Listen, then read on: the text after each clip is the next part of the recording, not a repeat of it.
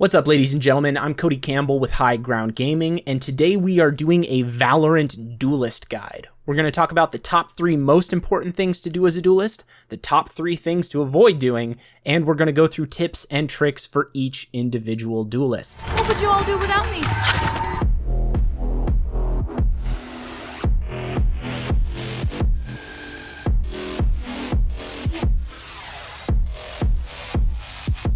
Let's start by listing the top 3 most important things to do as a duelist. Number 1, take point. Duelists generally lead entry into new areas. They're the ones who are at the front of a strike. They're responsible for peeking corners and leading a team into new areas. That's because their abilities generally favor quick conflict and surviving initial encounters. Number 2, clear spaces. Duelists tend to be the best fraggers. They get more kills than any other class on average. That's because their abilities allow them to be more self-sufficient and less team-oriented. That means that one of their main jobs is clearing sites full of enemies. So if there's a big site and plenty of enemies, it's your job to take them out.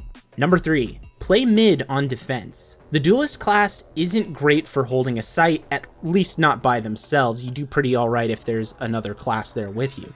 They're much better at clearing areas where enemies are already attacking. This makes them ideal candidates to hold the middle area when on defense, as they are the ones best suited to rushing to either side if it gets attacked. Now we're going to talk about the top 3 things to avoid doing. Number 1, don't be timid. A duelist's job is to take the lead, push the enemy, and get kills. Being overly cautious will ultimately result in the death of your teammates. Number 2, don't hold sites alone.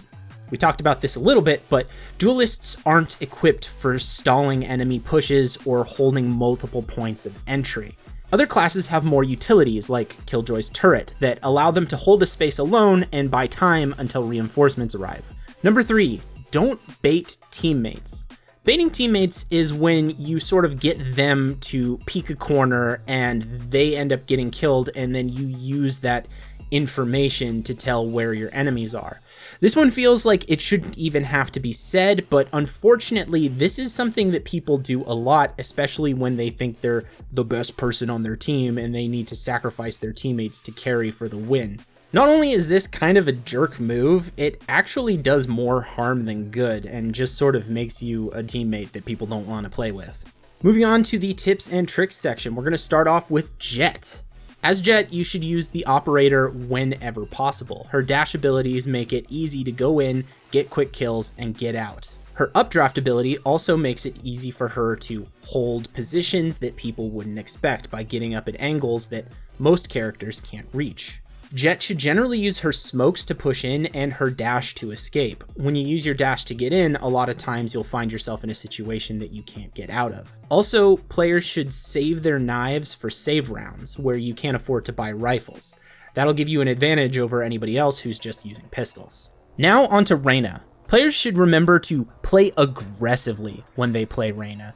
Most of her abilities derive from the fact that she can heal after she gets a kill, so you need to focus on getting those kills in order to keep yourself alive.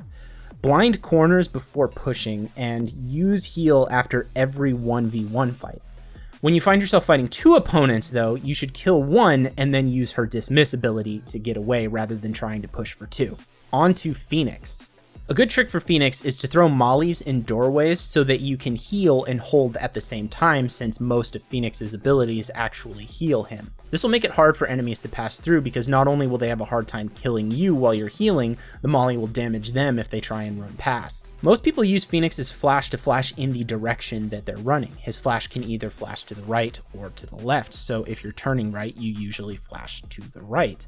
But if you actually flash to the left and then charge out and get your back to the flash beforehand, it will not flash you, and you can actually take corners faster and utilize more of the time when your opponents are blinded.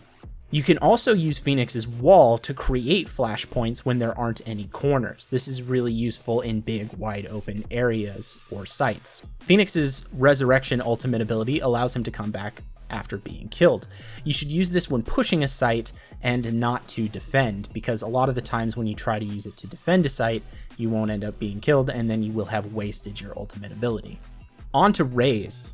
Raze has the ability to do what are called double satchel jumps, which allow her to take massive amounts of open space and also make large vertical leaps. You should take advantage of those whenever you have to cross large spaces or follow an enemy up to a higher level. Her satchels deal extra damage to sage walls as well. Her grenades and boombot are best used in tight areas and to take corners, as other enemies will be able to avoid them in open spaces. The rocket ability is useful pretty much anytime, but it's especially good to use rockets when opponents group up, as you may be able to get multiple kills from a single attack. Now onto Yoru.